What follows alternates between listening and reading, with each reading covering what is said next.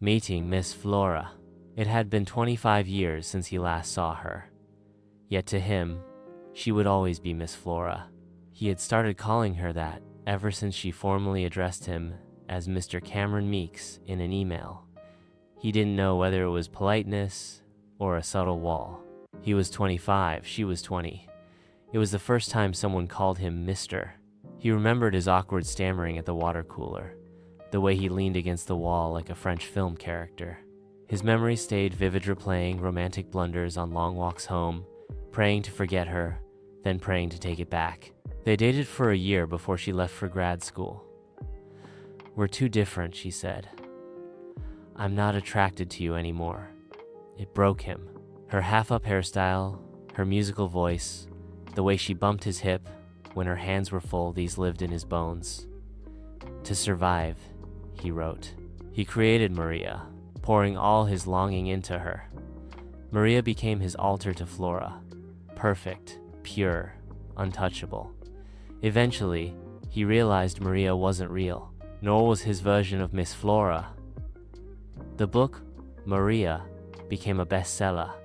He quit his job and began a second, but more importantly, he let go of the hope of ever seeing Flora again. He understood his longing for what it was, an ideal, born of youth and pain. He stopped thinking of her. Now he wrote in solitude, with only deadlines and coffee. He typed furiously, channeling everything he had. Create like your soul depends on it. Create till the pen bleeds. He barely noticed time anymore. Letters from friends gathered dust. His mother's postcard from Italy sat unopened. She had since passed. The dog outside never barked anymore. The hedges around his home grew wild. But none of it mattered. He was sailing on imagination's sea, waiting for the brief surfacing of a whale. Then came a soft knock. He paused, frowned, then resumed typing. More insistent knocking. He sighed and opened the door. A woman stood there. Her mousy brown hair was long and messy. She wore a secondhand white chemise, its brightness making her dark spots more visible.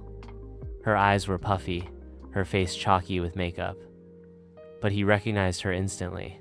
"Miss Flora." "Mr. Meeks," she said, smiling faintly. "Miss Flora." They stared at each other, unsure how to begin. He motioned her inside. As she sat, the chair snapped under her weight. Oh my God, so embarrassing. He helped her up. "Cheap chair. Next one will be wood. Writer's budget," he joked. She laughed nervously, then pulled Maria from her bag. "I read it. You look so handsome in this photo. I had a hunch you still lived here." She rambled, flustered. Years ago, he would have found it adorable. Now he just watched, unmoved. She could sense the shift.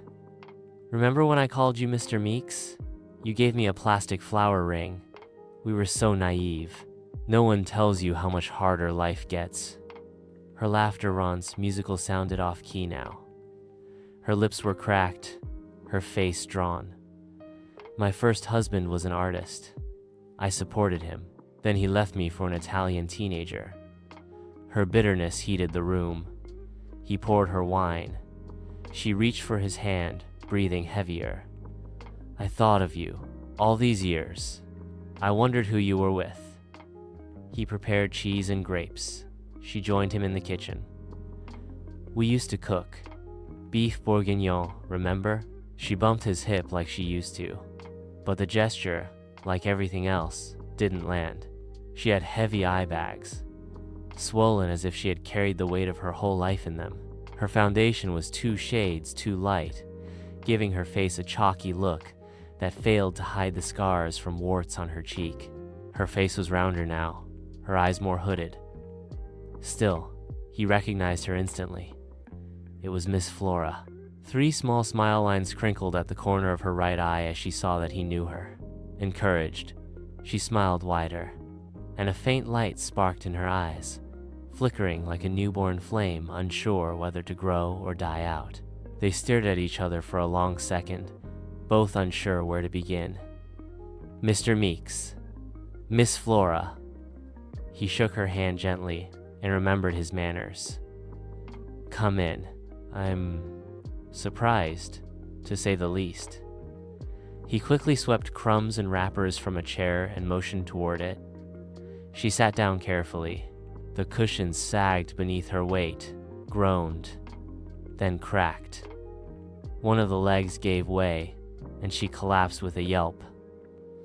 Oh my God, so embarrassing, she said, legs flailing as she tugged at her dress. He helped her up, supporting her back with one arm. Flimsy plastic, he said with a light laugh. Next time I'll get real wood. The glamorous life of a writer, right? Her eyes lit up. Writer, she said, suddenly animated. Oh yes, Cameron. I have to tell you why I came. She reached into her bag and pulled out a worn copy of Maria, flipping to the inside jacket. You look so handsome in this photo. You look... Her voice trailed off as she studied his face, his sharp nose, his kind fatherly eyes, the neatly trimmed mustache. Her cheeks sank, and she snapped the book shut. You look good, she said again, this time more softly, with no light in her eyes. He gave a polite smile and pulled out another chair for her, one less likely to break.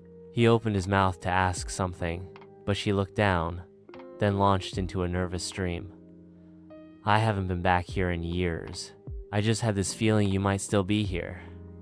I mean, you're successful now, so I figured you would have moved. But I thought it was worth trying. In the past, he would have found this flustered, rambling, endearing. Now, he just watched, silent. She felt it, the shift, his detachment. It stung her. She slumped into the dining room chair. Do you remember when I called you Mr. Meeks? I was so young, so naive. We promised we'd get married. You even gave me that little plastic flower ring, remember? She held up her finger with the faded ring still wrapped around it. We're so naive when we're young. No one tells you how much worse life gets. She forced a laugh. That same musical laugh now, out of tune, like a trumpet not played in years. He studied her lips. Once, they had been the lips he dreamed of kissing. They were still full, but cracked and dry now. Tired. My first husband was an artist too. I supported him with my uncle's money. He made it. Then he threw away 10 years of marriage for a teenager on the Riviera. He could see the fire building in her eyes. The room felt heavier. He longed to open a window. She followed his gaze, and he quietly poured her a glass of wine. So there had been a husband, and betrayal.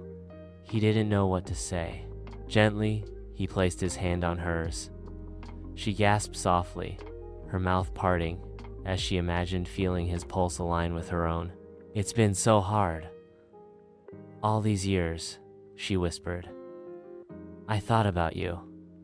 Wondered what you were doing, who you were with. He stood, went into the kitchen, nodding as he walked. She watched him move his practiced, precise hands as he opened the fridge, took out cheese, grapes, and berries, and arranged them on a plate. She rose and stepped beside him. We used to cook together all the time. You taught me beef bourguignon, remember? She bumped his hip with hers gently. He smiled faintly. The memory was there, but the feeling had gone. She thrust her hip against his. He smiled faintly and carried the platter to the table. Once, he had dreamed they'd open restaurants together, sweet dreams from another time, another love. They picked at their food like birds. Miss Flora glanced at the clock, nervous. He wondered why now? Were you always this quiet? She asked, dabbing his mouth with a napkin. You have to tell me how you've been. Your agent told me you were still single. She raised her eyebrows, trying to be coy. He met her eyes with that familiar, unintentional intensity, something that had once drawn her in. Miss Flora, I'm so glad we saw each other again. But, she inhaled sharply. Her face twisted, then stilled. Cameron, She said, clutching his hand. I know it's been 25 years. We've both changed. I can't undo what I said back then. But I read Maria, and I knew Maria is me. Cameron, you wrote about me. She searched his face for longing, for even a spark. His hand stayed limp, cold. He offered only a tight, unreadable smile. I know this is a lot, but I came to ask you, would you marry me? He gently pulled his hands away. Miss Flora blinked quickly. She looked small, fragile, like a doll dressed in white linen, desperate to be chosen. I know I've changed, she rushed on. I'm not Maria, but we had something good once. I didn't value it. I made mistakes, so many. She dug into her purse and handed him a photo. These are my children, 5 of them. Adults, but barely. I won't say what became of them. It was my fault and their father's. All of them little fools. Her cheek twitched. Her mouth looked like a sardine tin, half open. She noticed him glance at it and quickly wet her lips. He knew he didn't love her. He once had, deeply, but not now, not ever again. This woman, so full of regret, clinging to a memory she had shattered, didn't know him anymore. Her reverence felt misplaced, her bitterness leaking through the cracks. He had once imagined this Miss Flora returning, asking for his heart, but now that she was here, it was no longer a dream. It was the past, dressed in faded white. Life hasn't been kind, she said, but I'll always remember when it was. She reached for his hand, voice trembling. Back then, at the water cooler, the meals, we made beef bourguignon, crepes, soup. The movies. I was Miss Flora. You were Mr. Meeks. We were perfect. And I threw it away. Her fingers brushed his palm like waves crashing against a silent ship. They were cold. So was she. He wished she'd brought a coat. Miss Flora, he said gently, you know there's no way. He held her gaze firmly. There was no anger, just certainty. She stared a moment longer. Once, he had sworn to love her forever. Where was that promise now? Okay, Cameron, if that's what you want, she said. Her voice was meek but laced with a flicker of fury. She stood abruptly, swung her purse over her shoulder, and left without closing the door. He knew she was angry, knew she wouldn't say so, knew she would leave him with the silence. Miss Flora had always been full of words when loved, but none when faced with truth. She left behind the smell of old perfume and fresh pain. He opened all the windows. Outside, the neighbor's dog lifted its head at the sound of her car slamming shut. Then it sighed, laid its head down again. Cool air drifted in. He breathed. Then, he climbed the stairs, returned to his desk, and placed his fingers on the keyboard. He was free now, free to write again,